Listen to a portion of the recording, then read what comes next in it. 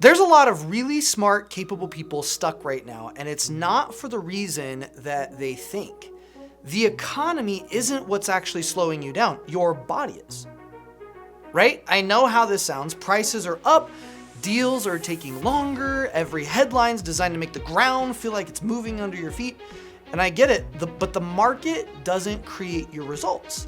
Your body does.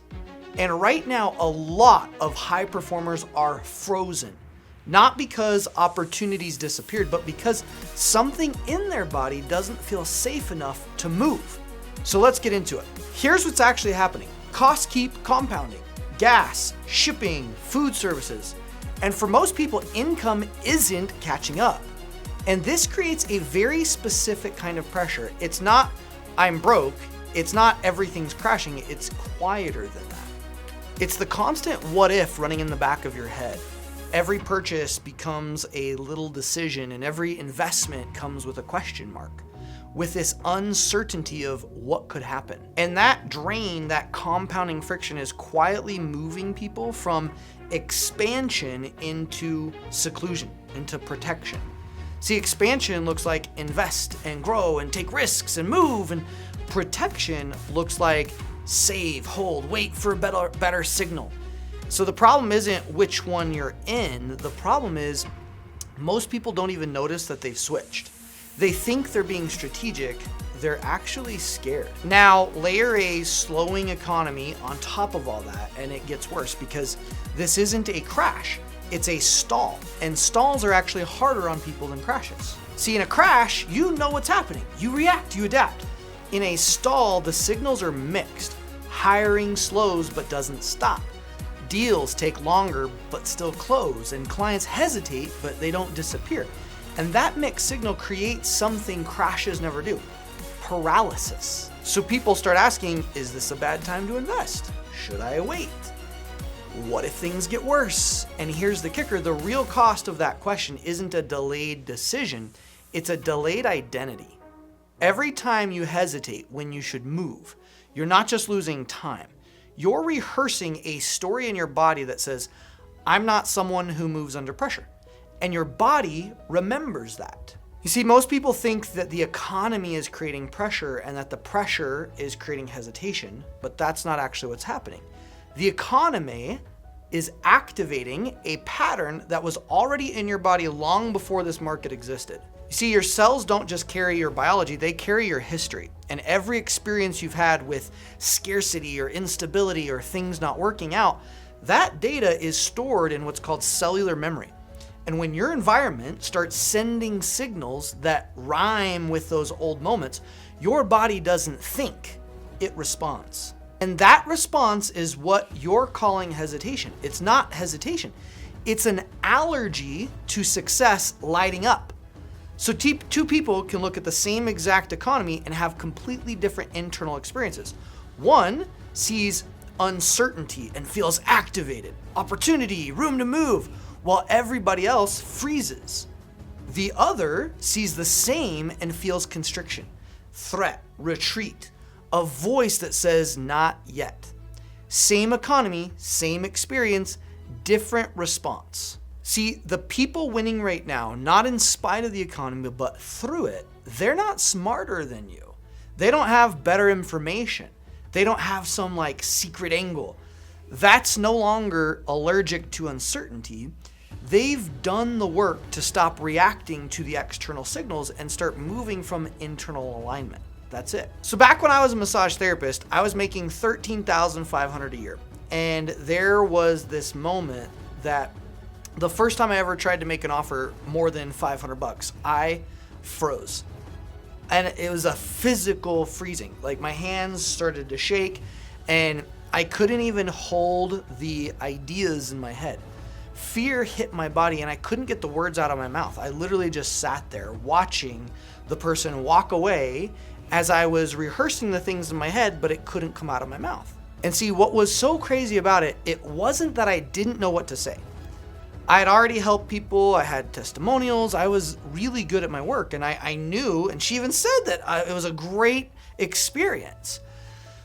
What I couldn't do was get the words out of my mouth, and my body literally wouldn't let them because of these fight-flight responses. So fast forward a little bit, I'm making about $20K a month, and I'm standing in a buckle store, and I take these jeans and I look at them and they're like $80.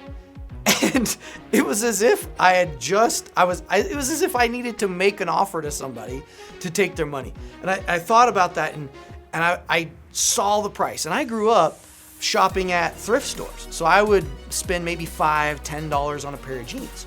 And yes, I could invest in myself for my business, but when it came down to my personal self, something felt wrong. It felt hard. It felt impossible.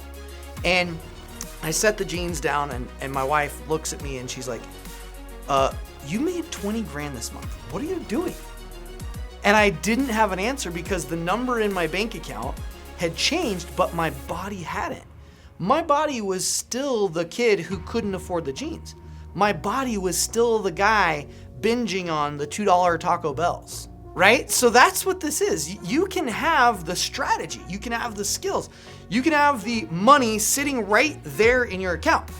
But if your body is still loyal to an old identity, you're going to keep producing what that old identity can tolerate, not what you actually want. See, I was addicted to struggle.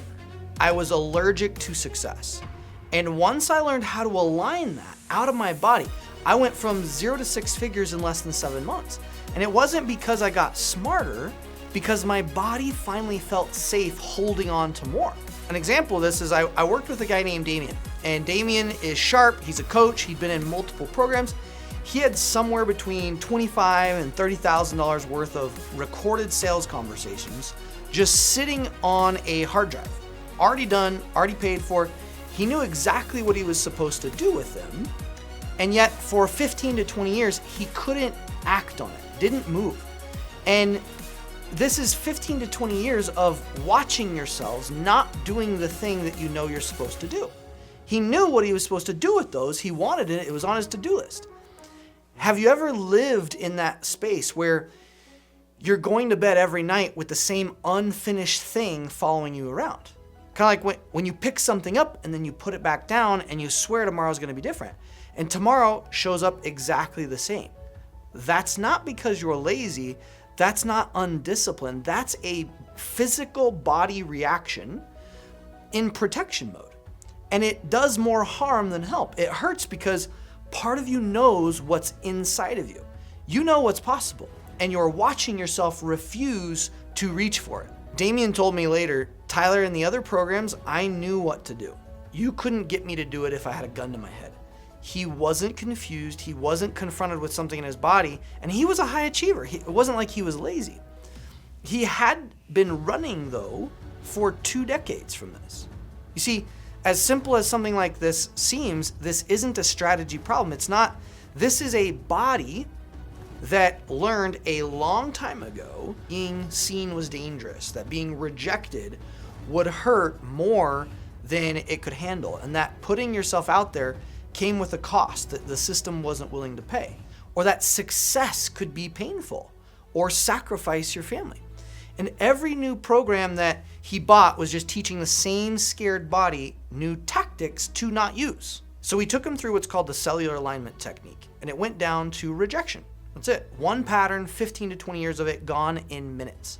And when we finished, he just got this quiet and kind of like this stillness comes over, and he looks at me and he says, that was it. Game over. And I watched his whole face change because for the first time in 2 decades, the thing that had been gripping him wasn't gripping him anymore. And as simple as it might seem for something of not accessing the videos and utilizing them and repurposing them, he could feel his own hard drive again, his own identity kick back in. And he could feel the work he'd already done.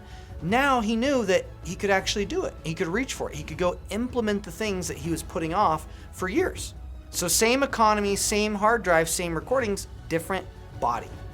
So whatever you've been sitting on, I don't care if it's a launch, it's an offer, a hire, a conversation, a decision. If it's been there a while, the market isn't why it's still there. There's a few patterns showing up everywhere right now. The first one I call decision delay in a suit. You keep gathering information, researching, attending calls, reading reports, using AI, and yet you don't make a move. It feels responsible. You're busy. It feels smart. You're learning. You're gaining traction somewhere, but not really getting any tangible results. What this actually is a protection mode wearing really nice clothes. You see, real strategy ends in a decision that leads to action. Endless research is just hesitation with better branding. The second one is outsourcing your confidence to the market. Your willingness to invest, to hire, to launch is suddenly tied to what the Fed just said or how the Dow is behaving. But the market was never the source of your confidence. That's always been an inside job. A slowing economy just makes it easier to pretend otherwise. And the third one is the most subtle. This is waiting to feel certain before you move. I hear this all the time. Tyler, I just want to feel more certain before I make this call. And I get it, but working at what's called a cellular level, here's what I've learned is that certainty is not a prerequisite for action. It's a reward for it. You don't feel certain and then move. You move and your body learns it can handle what comes next. Certainty is a choice and you need to choose to feel certain before the action happens. That's how certainty actually gets built.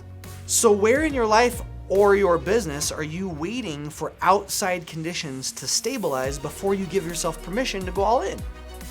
Where have you been calling it strategy when really it's your body that doesn't feel safe expanding? And what are you tolerating now that you'd never tolerate if the economy wasn't giving you a good excuse? Because you get what you tolerate, and the economy is never going to hand you a green light. That's not its job.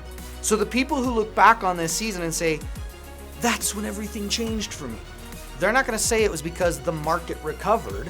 They're going to say that it was because they stopped waiting for permission from the outside and started operating from alignment on the inside. The economy is pressure. Pressure reveals patterns, and patterns are what we work on. See, if you've been stuck in hesitation, watching deals slow, feeling tighter, second guessing every move, that's not a sign something's wrong with the market. That's a sign something in you is ready to be upgraded. And that upgrade doesn't take years. I've watched it happen in a single session, frozen to moving, contracting to expanding. 15 to 20 year patterns gone in minutes, not years. And it starts with one decision. Stop making external conditions the thing that controls your results. Drop a comment and tell me, where have you been waiting for more certainty before you move? Something that you're working on, some sort of book that you might be writing, or your next sales conversation. What is it that you have been using as an excuse and aren't taking action in? I like to read those and I actually respond more than you'd think. So drop them in there because it helps me understand where you're at in real life. So if this landed for you, subscribe, turn your reactions into actions that work for you, not against you. Be unstoppable.